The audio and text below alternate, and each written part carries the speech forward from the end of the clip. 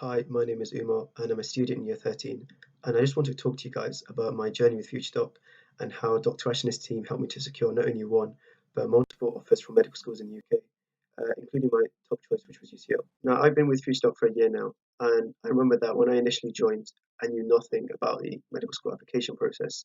I mean, I had my predicted grades under my belt, but I knew that I'd have to sit admissions tests such as the UCAT and the BMAT, and that I'd have to start writing my personal statement. And I was really lost as to how I would, in 1 year, manage to get all this done. And that's when I heard about FutureDoc, and it really is a one-stop shop for everything that you need to know about applying to medicine. Obviously, when it came to write my personal statement, I knew that I'd have to try and find some volunteering and some work experience. I didn't have any doctors in my family. I didn't have any family friends that were doctors, and I was really unsure about how I could get all the necessary information that I need to help write my personal statement and to be successful at interviews.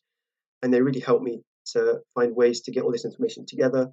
And I was assigned with a specific mentor from the universities that I want to apply to.